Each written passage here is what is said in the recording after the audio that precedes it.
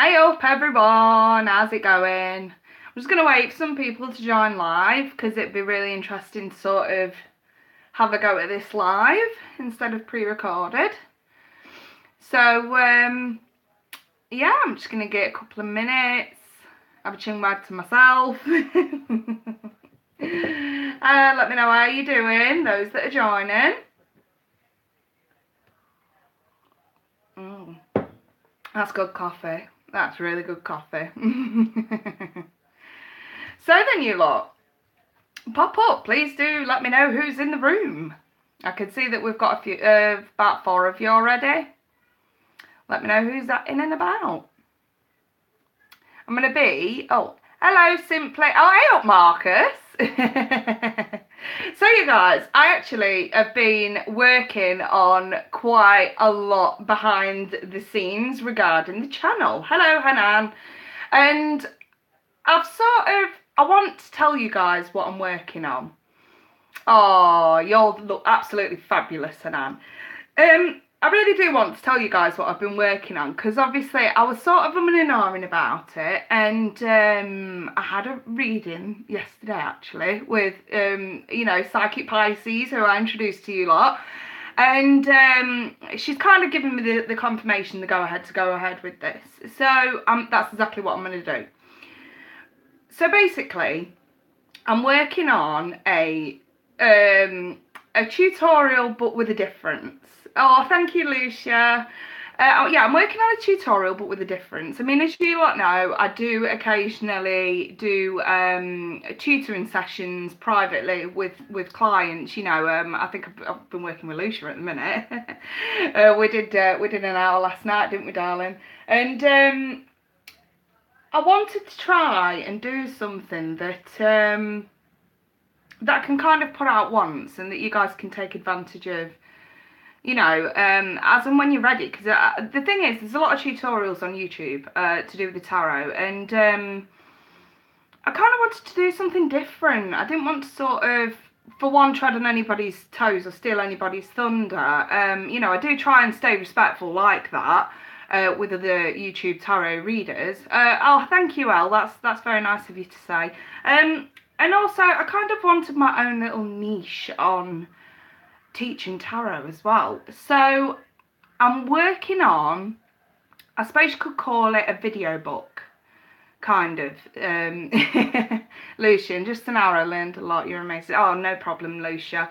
You have to write me a review on one of the videos. That'd be nice. So I'm working on, I suppose you could call it a video book. It's not quite an ebook, it's not quite a book, it's a video book. And I want to hit out at those that already have a basic knowledge of the tarot. So this is probably for those who have already got the cards, who already kind of roughly know what each card means, and wants to sort of modernise it, shall we say.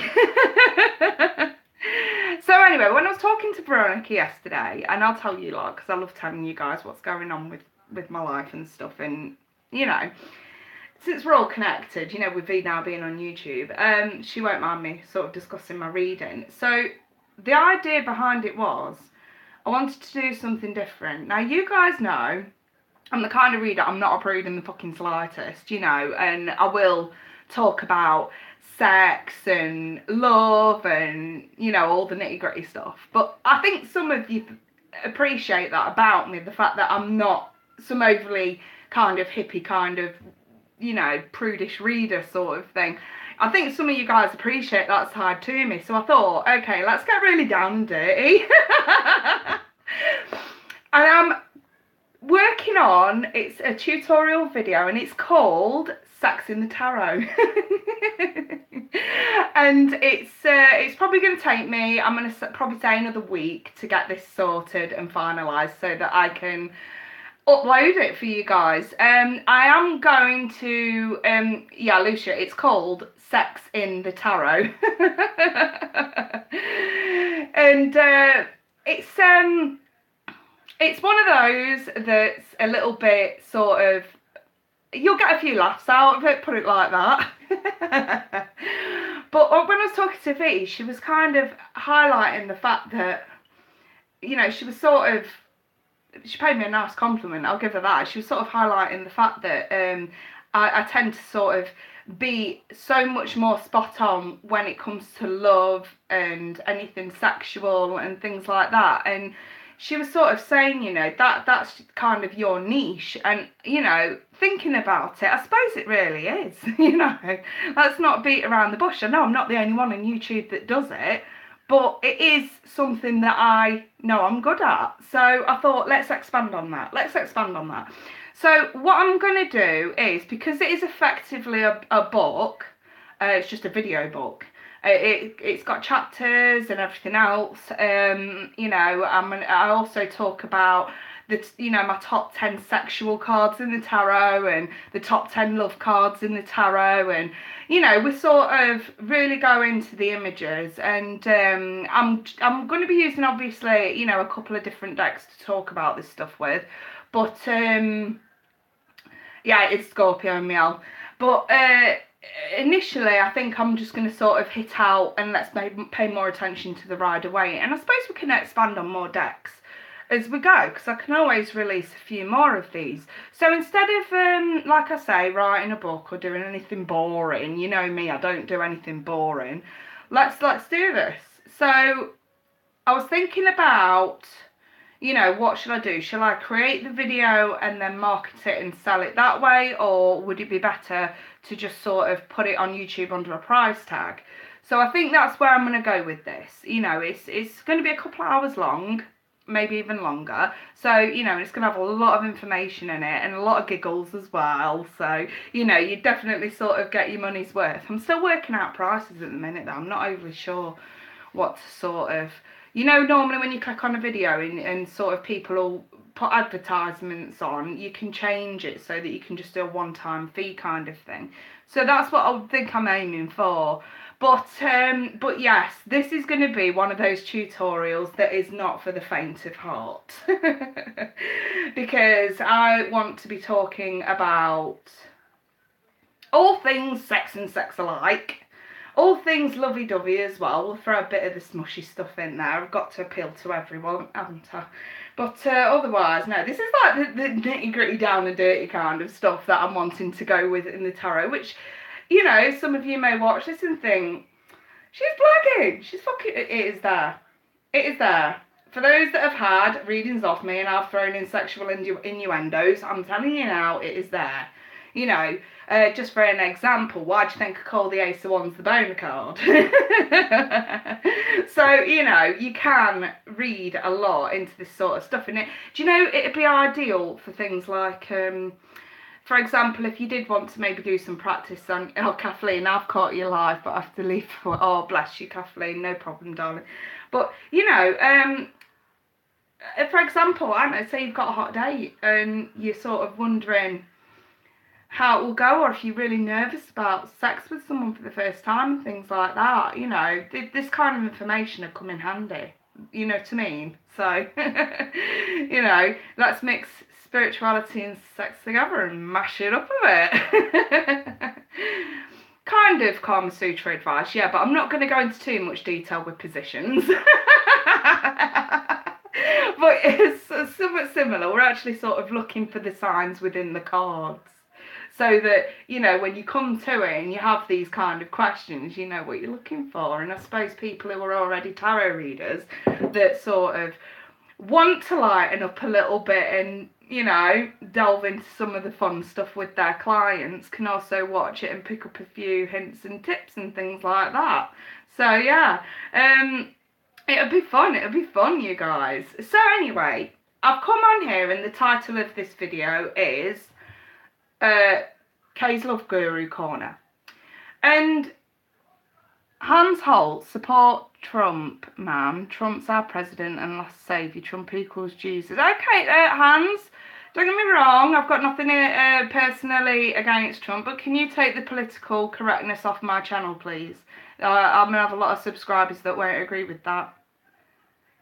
If you don't take it off, I'm going to block you. Let's just put it like that. I'm not... Zero tolerance. And I actually don't believe in Jesus. I don't, yeah, I'm going to...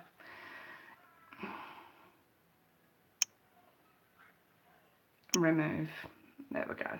He's gone. No, I'm a spiritualist through and through. I don't believe in Jesus. I don't believe in Allah. I don't believe in Buddha.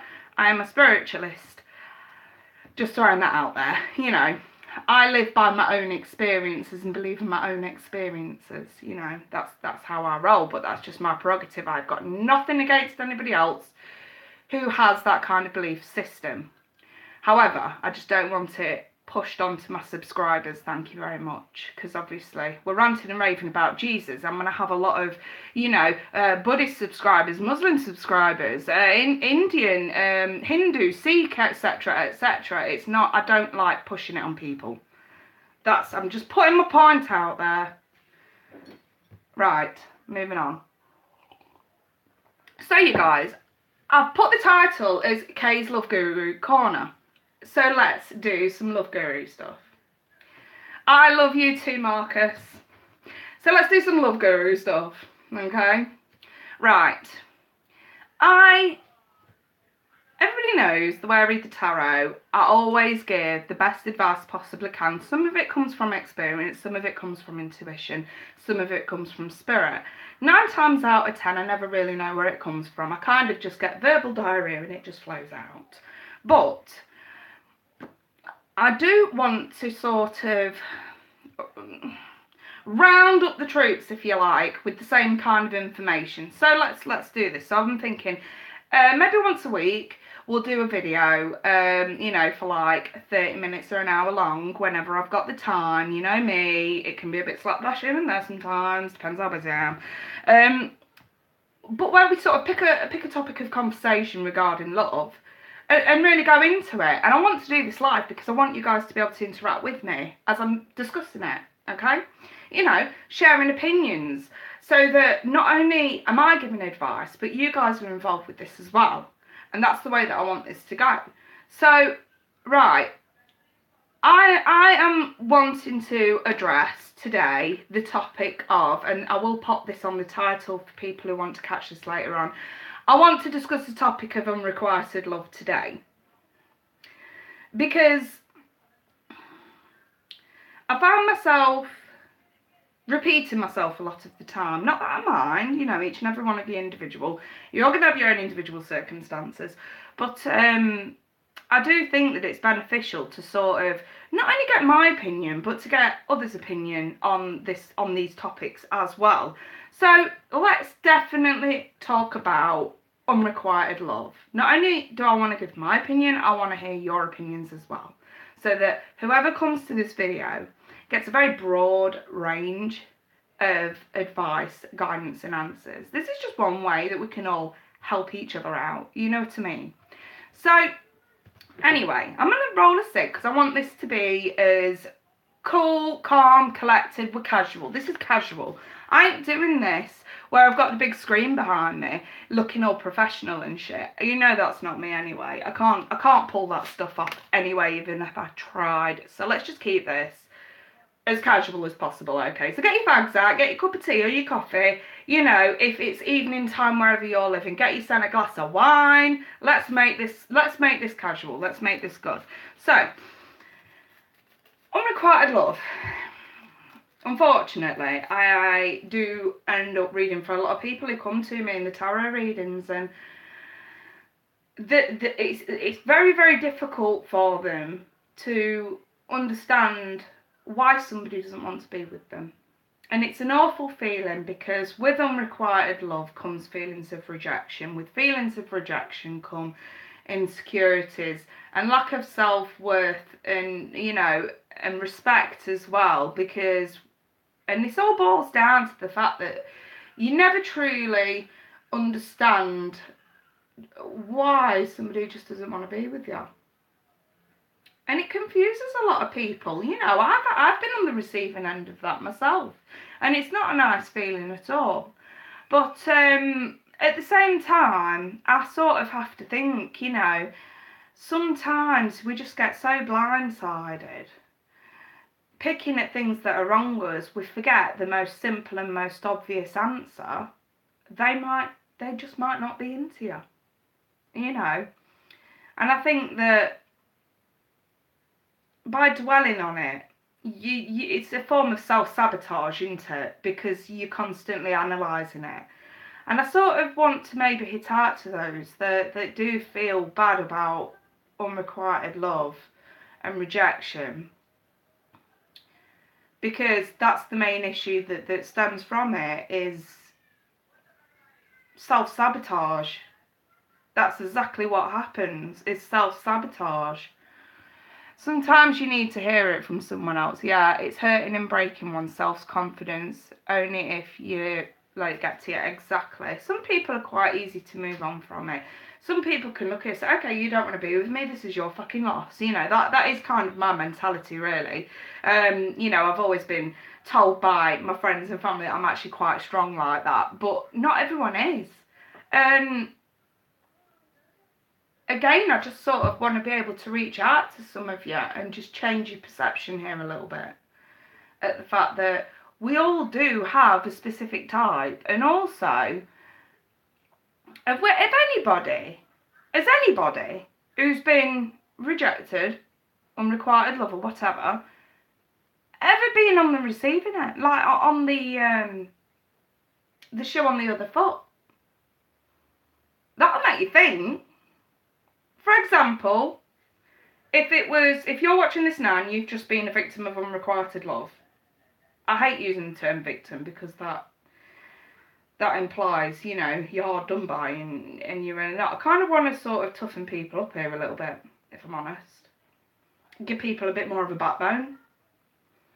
Let's take away this millennial victimhood with unrequited love. Let's take it, let's put it away, put it in a box and fucking lock it up. You know, I don't know, there's a term snowflake that springs to mind.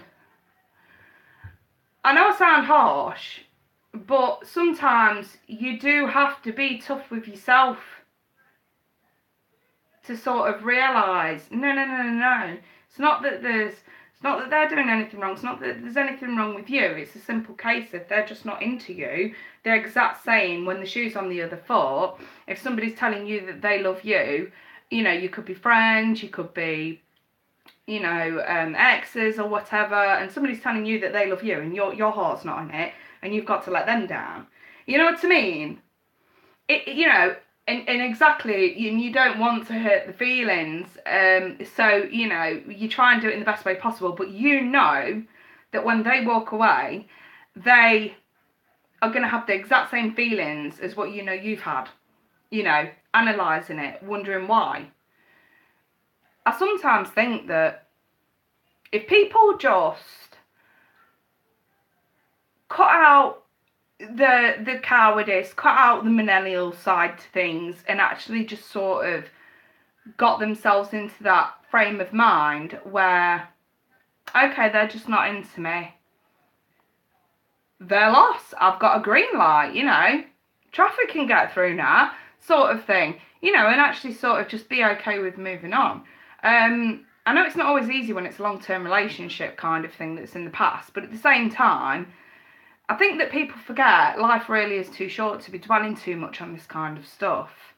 And as much as I sympathise, and I really, really, really do sympathise, I don't know, I just sort of think that sometimes the tough love will always, always be best for this kind of stuff. Otherwise, it could take years to get over, and that's not very good, really, is it?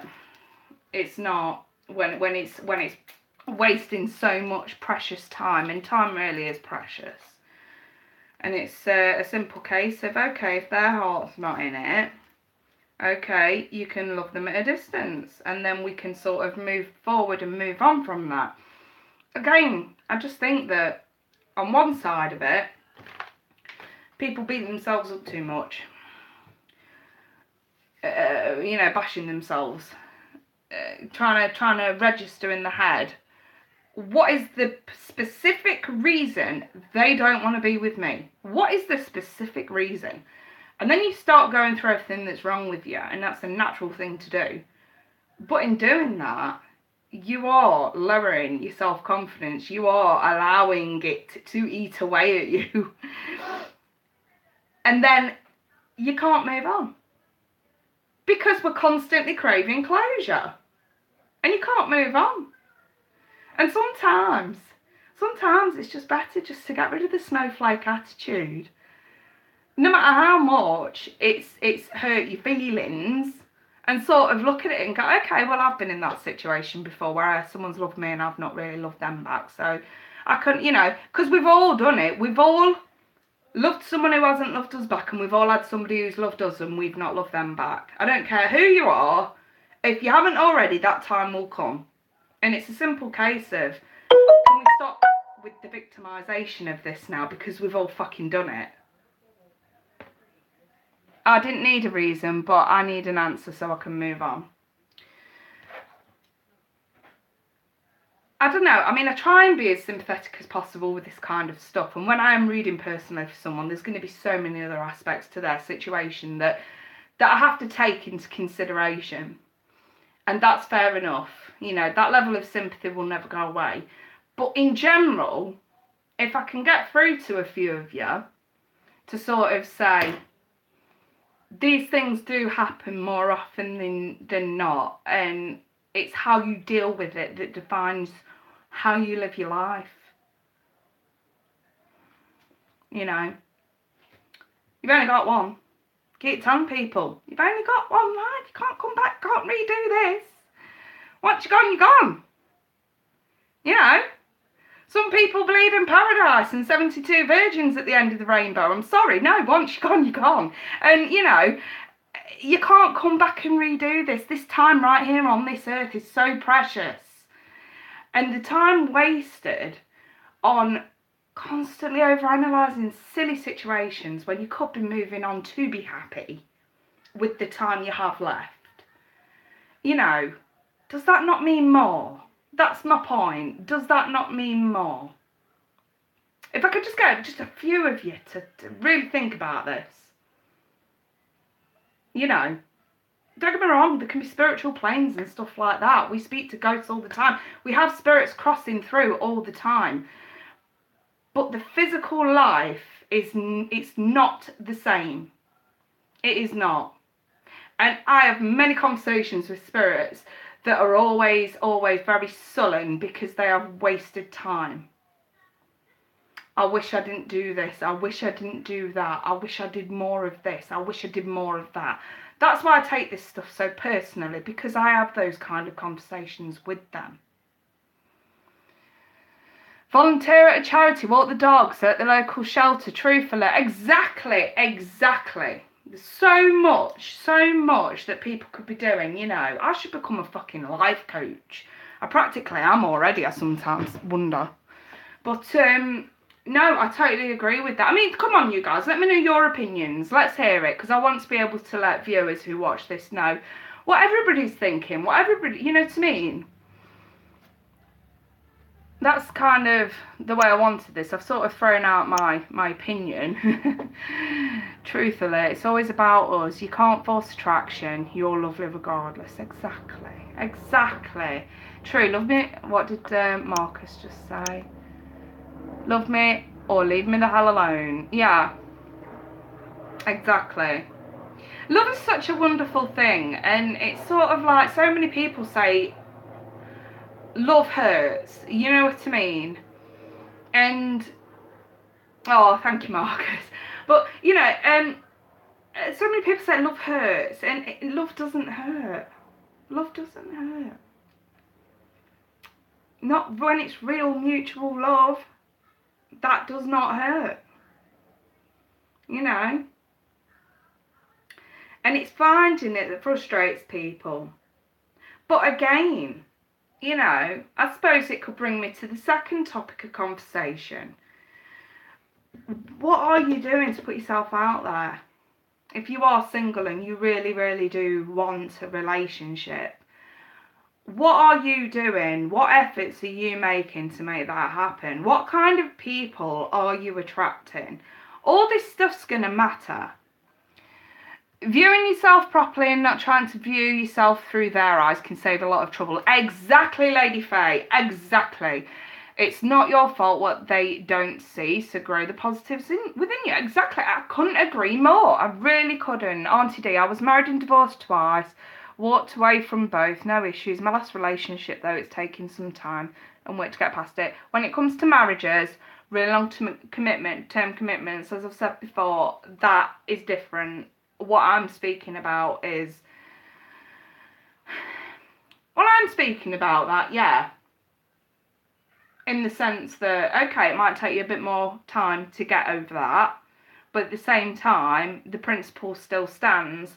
We're still wasting time on that person that clearly doesn't want to be there anymore because we're still struggling to get over it, you know. And I kind of think it's still in some way stunting your life, your growth, you know, your personal growth. It's still allowing them to affect you in that way. And effectively, they're still winning, unfortunately. And that's the sad truth behind it, you know. And I've been there before. I really have, you know. I understand where you're coming from. Love doesn't hurt, rejection does. It's the ego. Exactly. I think when we learn to be a little bit more humble when it comes to love, the less time we spend feeling so rejected. You know, because if you already know you're in I mean, it's like if you're feeling low, I always say to my clients, okay, let's go through this list. What's good about you? Ask yourself, what's good about you? What did you have to bring to the table for that person that you love that doesn't love you back? What did you have to bring to the table? What would you have done for them? And out of nowhere, you'll start reeling off this massive list of positives. You know, and it begs the question, doesn't it? If you're such a wonderful person, you had so much to offer, and they don't want to accept it, who has the problem? And I think that's the point the penny should start fucking dropping.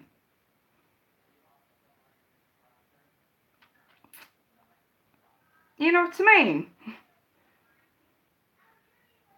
I've done it, you guys. I've sat there and bashed myself silly at times, thinking, why could that person not possibly want to be with me? I've got so much to offer. I'm doing this, I'm doing that. I'm a successful person. I'm very independent. I have a lot to bring to the table. Why wouldn't that person want to be with me? And then you sit and think, they are fucking pathetic. It's their loss. It's their fucking loss. And that keeps me going. You know what I mean? I'm always working on myself, my finance, my emotions, my health. To always be happy with me first. Exactly. Only once you feel better about yourself, you'll start attracting the right kind of people. When you feel shitty and vulnerable and down and victimised, you tend to attract people that are going to take advantage of that, unfortunately. And it's true.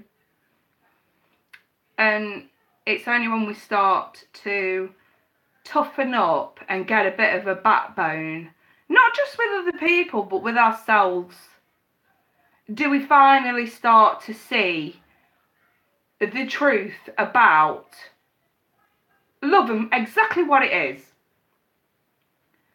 There is a massive difference between loving someone and being in love with someone, and I say this all the time. And also, there is a massive difference between love and infatuation. Sometimes we think we are so head over heels for someone, so focused on someone, that we can't actually see the ugly side in that person.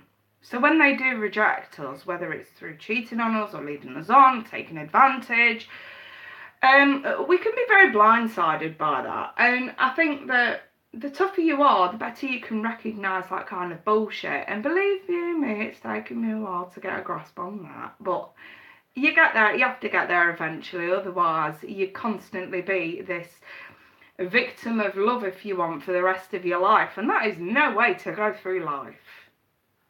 For one, you constantly attract people that would take advantage of you. And for two, you never really have enough respect for yourself to want to meet someone decent anyway. Let's just be honest.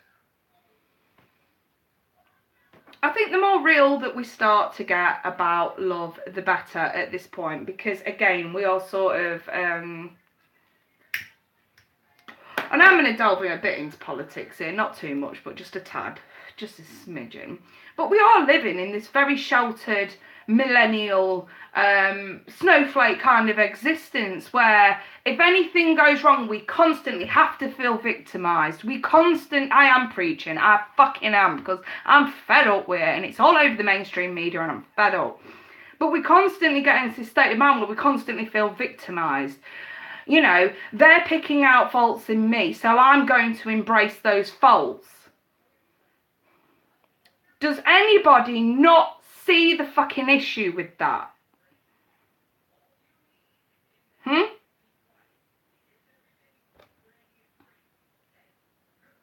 Or am I the one that's crazy?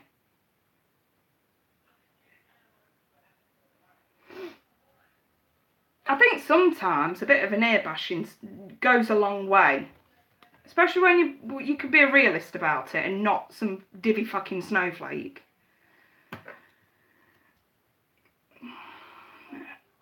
And love is no exception to the rule. No exception whatsoever.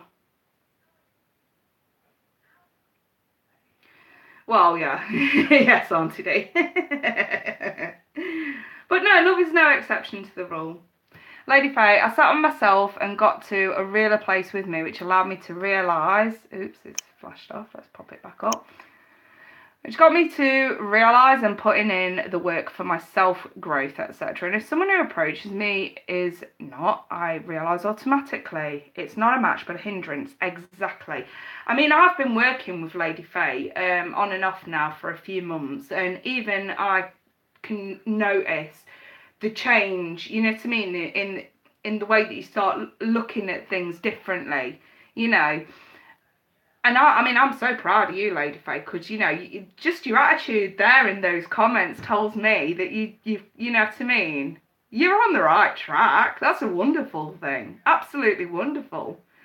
But, you know, I don't know. I just feel like this whole snowflake generation's kind of screwing everybody up. And you do have to move with the times, because back in the day when chivalry wasn't dead, you know, people got married. You know, we sort of look to the older generation, don't we? And, yeah, exactly, people feel so entitled. Just because you make yourself up and you look nice and you do all the fucking effort does not necessarily mean that somebody has got to love you. Not until you love yourself. And I mean inside and out. You know. And in the au natural beauty that most of you really are. Jesus, I love my fake nails and my fake lashes and my fake extensions occasionally. But I tell you what. You don't see me slashing it on very often. And it's for the simple fact that I've learnt to love myself for who I am. Short hair and all. You know. And I think that, I'm not saying that I'm the ideal kind of icon that, you know, you should aspire to be. I'm really fucking not. I'm far from perfect. I'm still the biggest pain in the ass any of you lot are ever going to meet. But I love that about myself. And I think that the more people get to that position, the less they're going to get messed around. Authenticity really is real. I agree, Dion. And some of you lot, you know, and I've seen your pictures on your profiles and stuff on, you know, because obviously little pictures do show up at the side and I can just vaguely make it out. Some of you lot are so fucking beautiful. And then I go to read for people, I'm on camera to some wonderful, amazing people. And their self-confidence is just so fucking low, it's scary. And I really sort of, that's why I love doing what I do. You know, just a friendly chat, you know, sometimes just to pick you guys back up when you fell face over arse. Sometimes sometimes. But, you know, again, it's just confirmation that I love what I do. And I love to help people, even if it's just a bit of an ear bashing occasionally, just to give you a kick up the backside, you know. But anyway, I also wanted to talk about this ideology, as I was saying before. Oh, thanks, Miss Marie. Oh, Lucia, true. I didn't before, and that is why I ended up with who I did. I don't need no man now, concentrating on my growth, bringing my self-doubt and confidence back, thanks to you. That is good. You know what? That is true feminism right there. It is. It's not shunning the idea of a relationship. It's knowing your self-worth so that you can get yourself to a stage where you can be picky about who you let in your life. And you don't settle for second best or third best or fucking riff-raff at that. You actually start looking at these people that come into your life and thinking, what can you bring to my table? I know what's on my table. I know what I have to offer. What can you bring to this table? If you can't bring the basics, loyalty, honesty, tradition. Let's not forget tradition in relationships, because I think chivalry is on its way out. It is not quite dead yet, but we'll talk about that in a moment. But yeah, we can start asking people, what do you have to bring to my table? And that, my friends, is self-respect.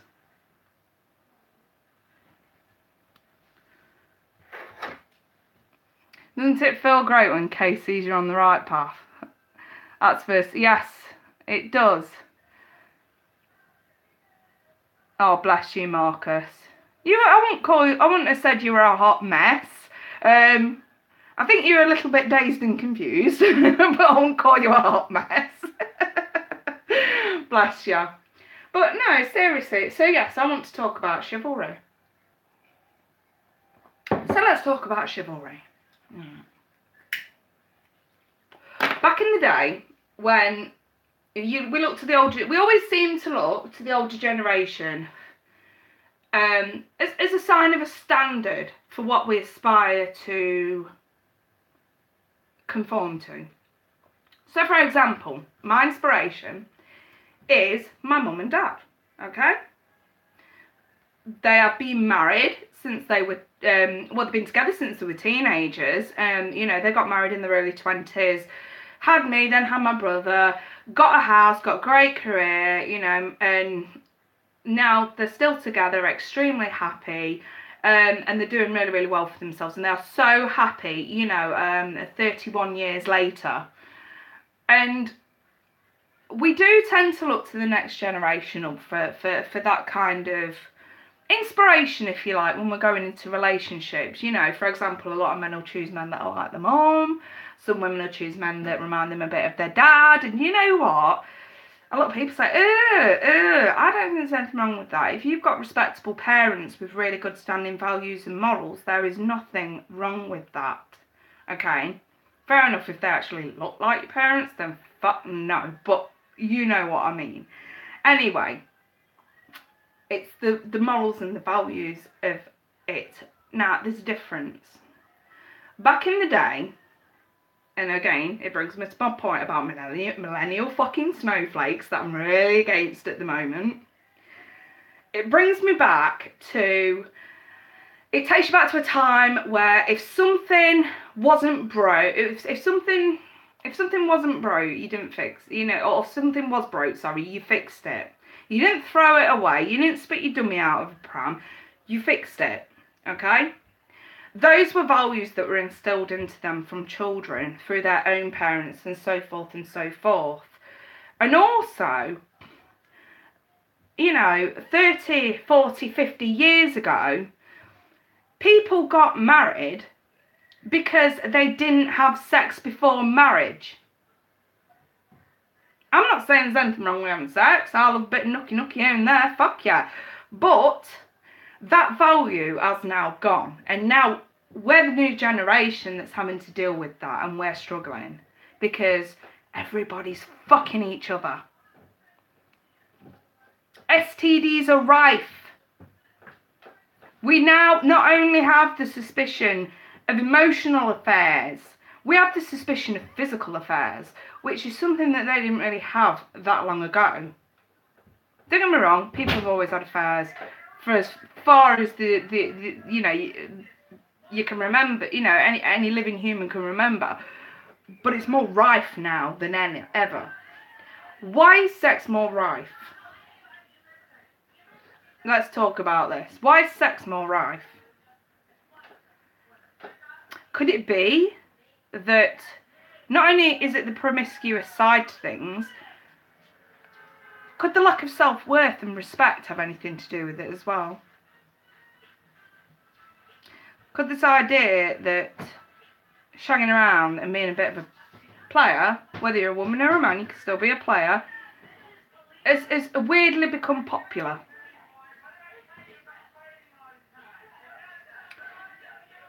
Do you know, I've spoken to people who are in happy relationships in this generation. Do you know what actually, and I'm talking to the ladies now, we'll discuss the men in a bit, I don't want to be sexist about this, but let's talk to the ladies specifically. And you can go and do this yourself. A lot of people who are in happy, established relationships in the now. Sorry, my son's in the background. Charlie, can you go, please? Oh, hurry up. And I go to say to them, what made you fall for that person? Do you know what they say 9 times out of 10? They made me wait. Ask the guys. Ask the guys. And 9 times out of 10, that's a strong woman right there that I love.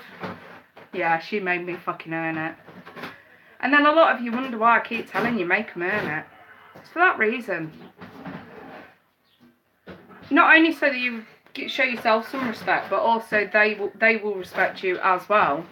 And it's a statistical fact as well that, you know, if men think they can get it on a silver platter without putting much effort in it, of course they're going to. Of course they're going to. And it's the ones that make them work the hardest, the challenge, the hardest challenge. Well, yes, Marcus, everybody does that. Yeah, everybody can do it as well. But yes, it's the ones that put up the hardest challenge, the hardest fight, that tend to be in the happiest relationships. That on its own should start confirming to a lot of you know, exactly what's going wrong here. I'm not saying you should be a fucking, you know, prudish virgin, become a nun and, you know, maybe adopt 9 cats. I'm not saying that, but what I am sort of saying is you can be seductive, you can be sexy, and you also can make them earn it at the same time. Yeah, why are we so hypersexual, Marcus? It's, again, I just feel like it's a generational thing. That's because they started a relationship with respect and appreciation. You're right, exactly. Yeah, exactly. It is validation. Relationships are always built on respect, trust, mutual ground. When we start making things too easy, you're taking away that foundation. And not just that, for those that do sleep around, and I do speak to a lot of women that will admit they do sleep around. Yes, I've got Charlie in the background here, and I'm talking about sex. I need to shut up. Get down. What are you doing in that cupboard? Sorry, you guys. What are you doing? There is nothing for you in there. Yes, there is. No, because I'm going to do tea in a bit. Oh, for goodness sake, you guys, just a moment. Bloody bugger. Oh, Daddy. Right, now go away. Bugger. Do you know, I've just lost my fucking place there. I can see it. Get up, out the way. Okay. Oh my days. What are you doing? So like I was saying, when we take away the challenge, when we take away that side of, that fun side to things, you know, the chase, we do make it too easy. And let's think about it this way, and guys do think like this, a lot of guys will agree with me on this, and women feel the same way. Well, I don't know, I sometimes wonder with some women, but a lot of men will say to me, well, if I'm not going to get with her because she slept with me dead easy. If she can sleep with me so easily, who says she can't just go and do that with somebody else? And seriously, I'm being serious, a lot of men do think like that.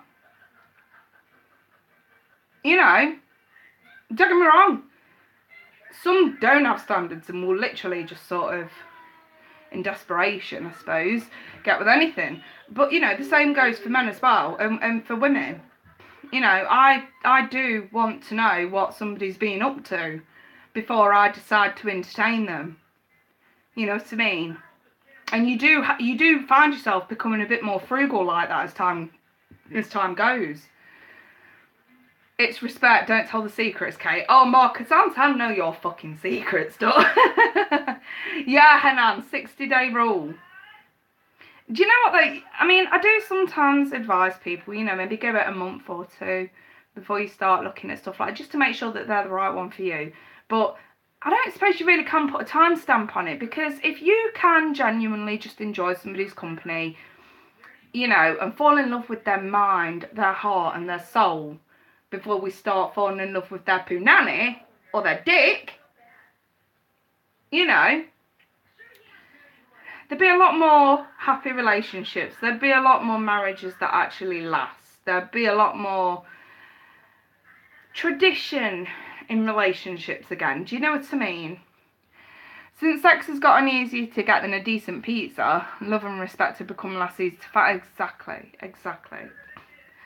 So, you know, I mean, the more people that start cutting this level of bullshit out, and that's all it is, it's bullshit. You know, the more people that actually start cutting this level of bullshit out, the better. Because the traditions that were once held 30, 40, 50 years ago, whereas I've said before, if something was broke, it got fixed, it did not get thrown in the bin.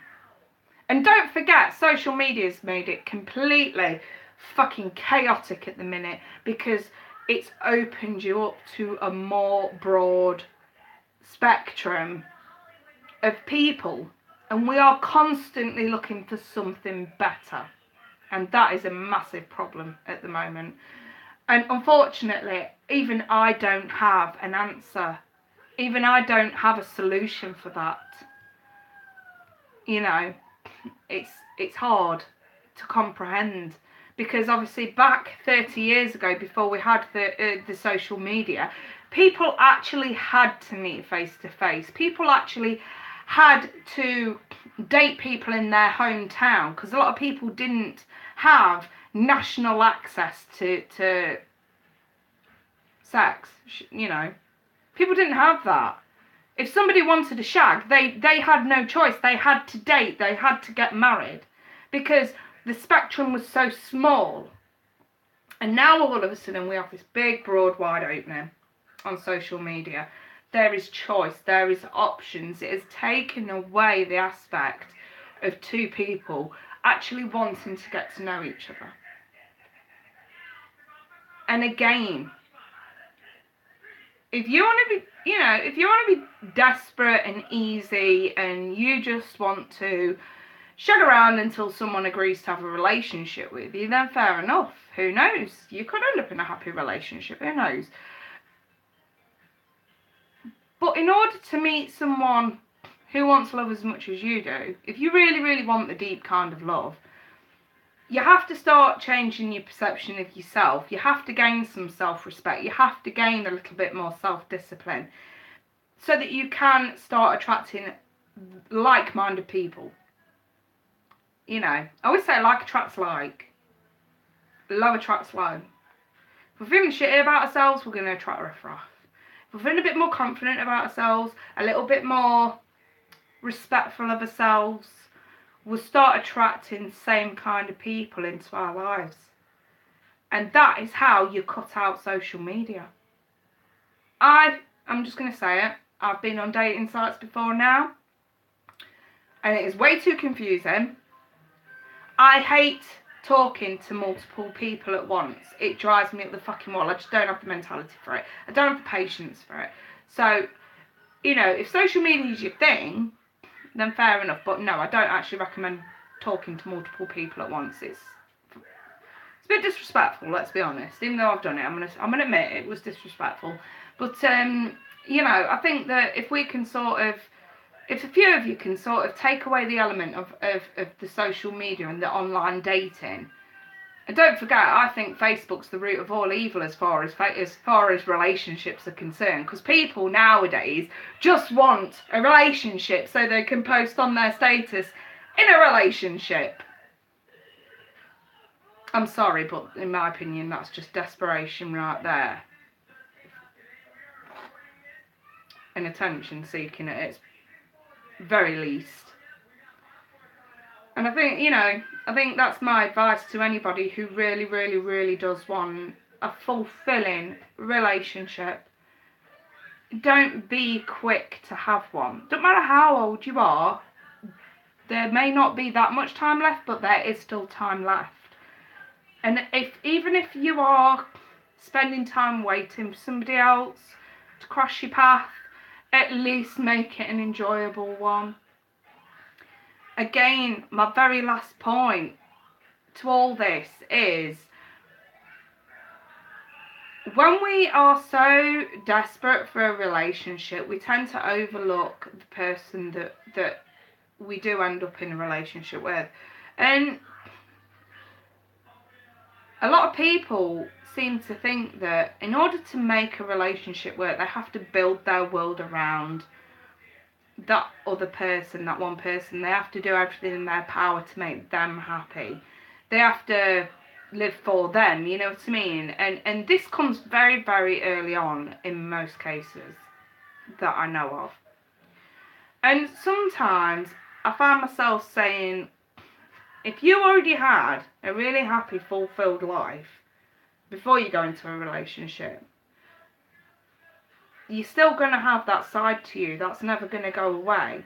So in turn, you are not becoming needy, clingy, desperate, etc., etc. Because those are the three things that will end up ruining a relationship, if not cheating. You know what I mean?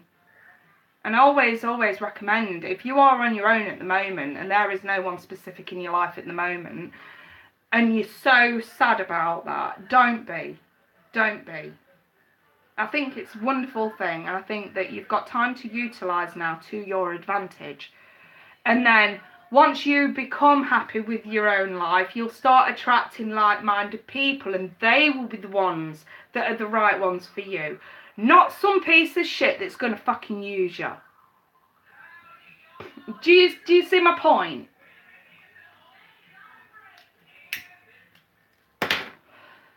That's my point. When we're already happy, when we're already content, when we're already emotionally fulfilled, and love walks through the door, it's an added bonus. It really is. When we are sad, desperate, pathetic, needy, clingy, insecure, and somebody comes into our life, it will fail for the simple fact that nobody can put up with that. I'm just being honest. If I had somebody coming to me who was needy, desperate, clingy, and you're my world, and then it borderlines control, when you do have a really happy life and they don't. I'm just putting myself in somebody else's shoes, by the way. So, you know, so that you guys can understand where I'm coming from. So, for example, say, whether you're man or woman, it really doesn't matter. Okay, say someone like me meets you, and, you know, I've got a really happy, outgoing, fulfilling life, and you're sat there feeling dumb and glum about yourself, and you just so want somebody to love, but then you end up going about it the wrong way because obviously you're not feeling good enough about yourself.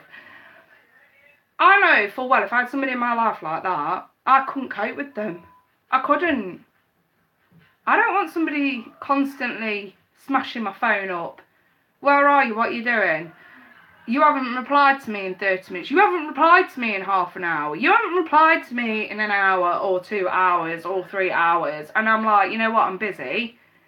That is life. Again, millennial fucking snowflake syndrome. Do you see what I mean?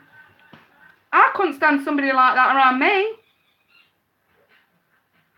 Again, if you're looking at yourself, and I mean really, really looking at yourself long and hard in the mirror thinking, actually, yeah, that probably would be me at the minute, there's your fucking wake-up call. Go take yourself in the corner, have a long word with yourself, and actually start making your own life happy, things that you can do. One of the only reasons my mum and dad's marriages last as long as it is because they have separate lives. It's because they have separate interests. My mum likes a bit of bingo and a drink with her girlfriends every now and again. My dad loves to go golfing and clay pigeon shooting. You know what I mean? They hate each other's hobbies. Hate it with a passion. But because they have those separate aspects to their lives, that's what makes it work. That's what makes it acceptable. And when they come back together, that you know, it's with nothing but love. Sometimes space is a really, really good thing. And having your own life in the first place is going to help that. You know, it's like, for example, if I meet someone now and they didn't like the time that I spend with you lot on YouTube or my work or the time that I spend with my kids, I would be literally saying, the door's there, don't let it hit you in the ass on the way out, and I get the fuck out and jog on. And it wouldn't bother me. It won't bother me. Because this is my life and this is what makes me happy. Somebody wants to come into my life and they want to embrace what I'm doing and who I am and not try to take that away from me just because they need that attention, then I'm all for it. You know? Exactly. Insecurities. And where do insecurities stem from? Rejection. Where does rejection stem from? All things unrequited. There you go. We've backtracked. I know I am laughing about this, but I'm being deadly serious. No, not deadly serious. That's a bit dramatic. That's a Scorpio in me. But I am laying it out there. If we're a little bit pathetic at the moment and we're not really getting anywhere in love, the onus really is on you to change that. If you don't like the kind of people that you've been attracting, if we're seeing a pattern, again, the onus is on you to change that. I'll save you a lot of time and effort, actually. No tarot reader. I don't give a shit who they are. No, not even me. No tarot reader can cure that if you're not willing to help yourself. You have friends and hobbies and interests before them. Besides, it's what keeps you interesting. Exactly. Exactly. Mirror, mirror. Exactly. Hey, Giggle Glimmer. Completely agree with you, Justine. See, Justine's been coming out with some really, really good sort of quotes and stuff. And, yeah. Oh, bless you, Marcus. You're very, very welcome. You all are. I think sometimes even I appreciate a kick up the backside every now and again. Usually I go to my dad for that. Or my brother. But you know what I mean? But at the same time, I think we all do sometimes just need a reality check. If something's not right, you know, wherever there's a problem, there is a solution. If you're not prepared to find a solution, don't become the millennial snowflake brat, victimization. Oh, me, me, me, I'm a victim of love. Don't become that person. In fact, I'm begging you all, don't become that person. Because that is where your life is over. That is where your life ends. The second you start embracing that victimization of it, that is where it ends. That is where you sink lower and lower and lower, and before you know it, you are on antidepressants because your fucking ex didn't want to be with you anymore. Can anyone not see how ridiculous that actually sounds? And I'm not hitting out at one person there. I'm being very generalised about that. The amount of people that are on antidepressants at the moment because their ex dumped them is fucking stupid. And it's dangerous as well. I kind of just felt like I really did have to say this to some of you, just to give you a wake-up call. This is the reality check I think some of you need. This idea that we have to be victims all the time, it's ridiculous. Absolutely ridiculous. Nobody else, you can't blame anybody else for things that go wrong in your life other than you. Because if you're not prepared to change it, and you're always prepared to be that victim, you never learn anything. You never move forward. You know. But that's a different conversation on its own turf. That really is a different conversation on its own turf. But yes, the whole point to this session today was, when it comes to love, the sooner we start to toughen up, the happier your lives are going to be. It's as simple as that. You know, call me the realist of the love section on YouTube, I don't know, whatever. That's how I'm seeing this, realistically. So, yeah, anyway, what did you guys think about all that? I hope my opinions weren't too harsh for you. And I don't regret saying what I've said. At all. I'm quite happy with what I've said, actually. I felt like it needed to be said. What comments have we been having? I've not really sort of been able to keep up with some of them. Pain is a great teacher. Look honestly at your life and see what pattern repeats. Don't enjoy it on repeat.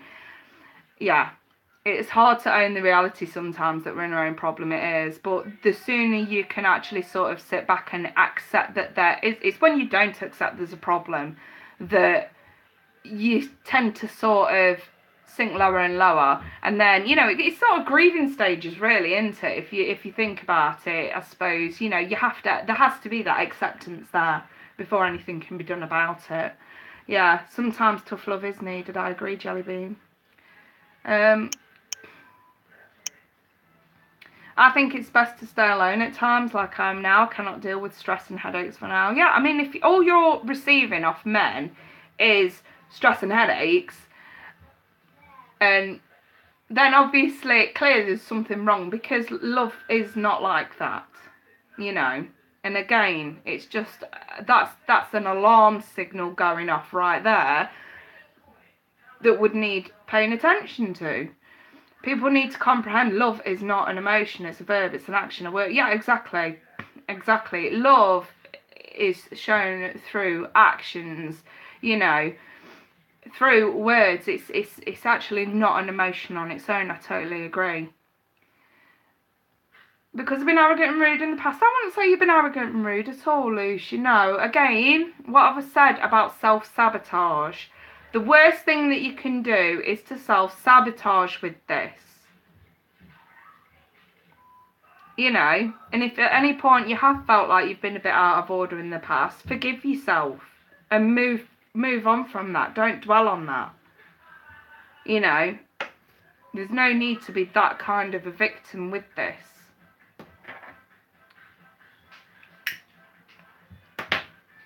When people have arguments, you know, with others, when, you know, tension shows up, and, you know, for example, when you start dating someone and it's very, very early on, and I know some of you that I've spoke to have had those sort of moments where they're kind of like, I really do have feelings for him and I don't know whether to tell him. Should I tell him? Should I not? And they're obsessing over it. I mean, absolutely. Crazy obsessing over this. And it's a simple case of, if you don't ask, you won't know. So let's stop panicking over this. Open your gob, say what you've got to say, give them a straightforward view as to what's going on so that they have to give you a reply. Don't go doing it through text, don't go doing it over the phone, because they can easily ignore that. Get them in a position where they have to answer you. Again, the more text messaging that's cut out of early dating situations, the better.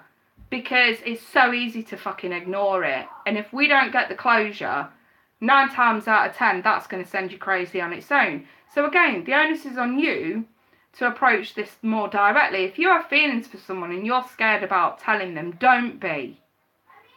It is either going to be a blessing for you, or you can learn from it and move on, and it will release you from that misery. And text messaging is the worst fucking way to do it, especially when we start sending paragraphs and novels. I've done it before in the past. I've sometimes gone back and looked at shit that I've sent, and I'm like, was I fucking off my rocker sending that? You know? And again, address it face to face. Put them in a position where they have got to answer you and say either, yes, I feel the same, or no, I'm sorry, I don't. And that way, you know, and never be afraid of the word no. For every yes, there can be a blessing, but for every no, there can be a blessing as well, because that lets you know if that person's not feeling it with you, somebody else will.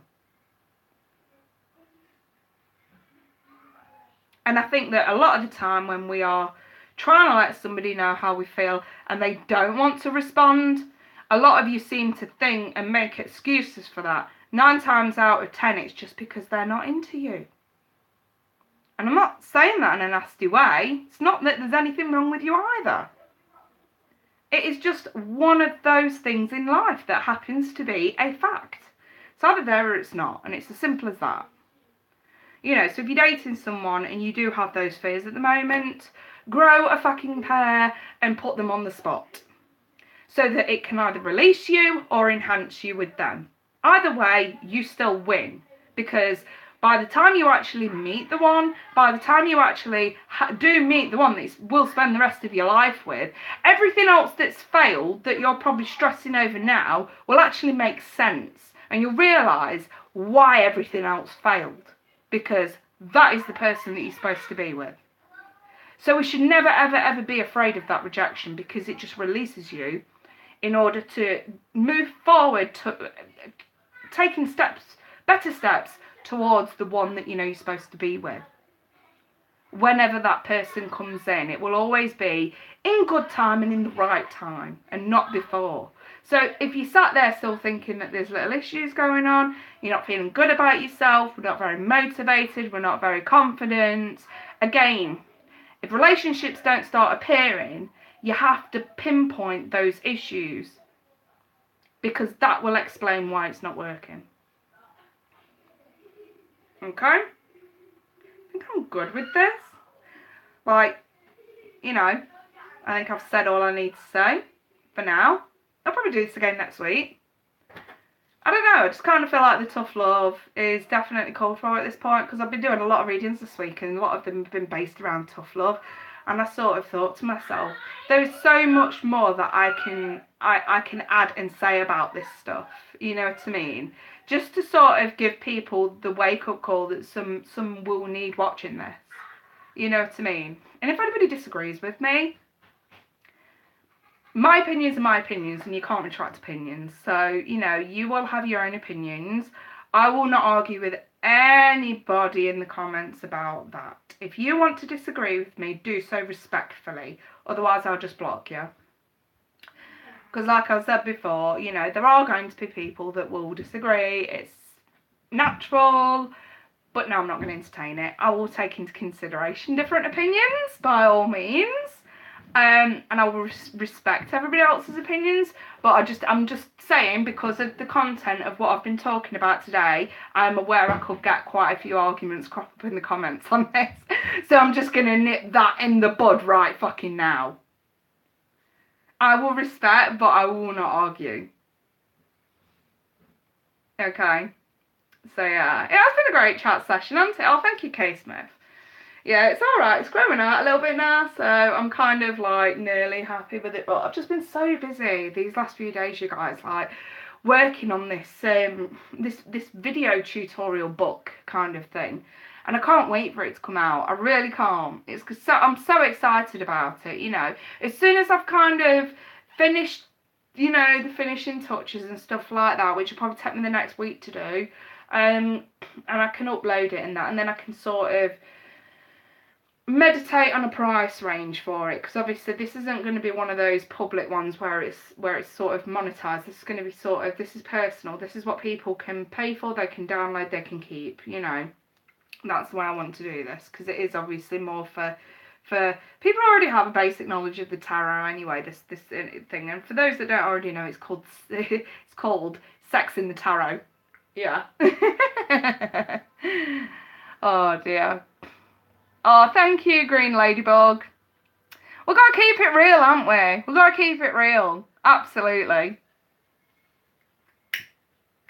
But I would say, you know, you lot will make your own mind up about me.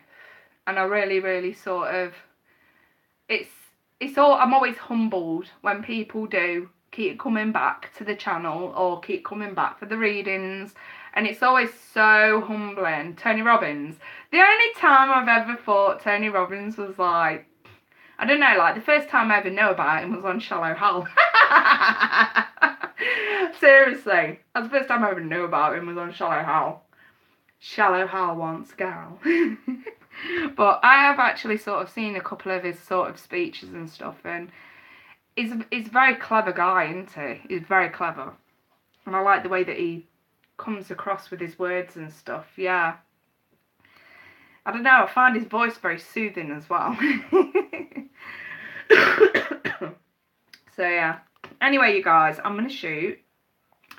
And I think I'm going to go live at some point tomorrow or Sunday to do your end of monthlies, you know, just for this last week.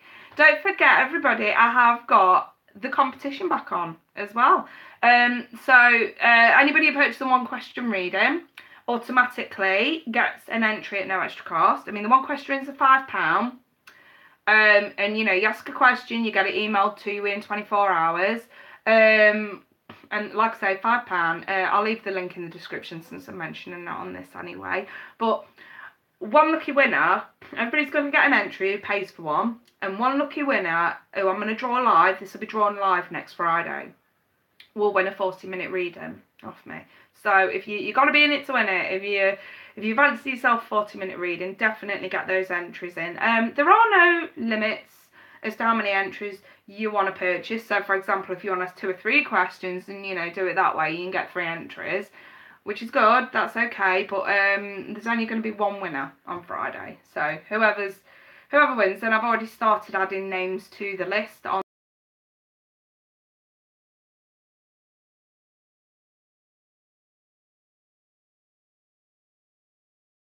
you guys soon. Take care, bye bye for now.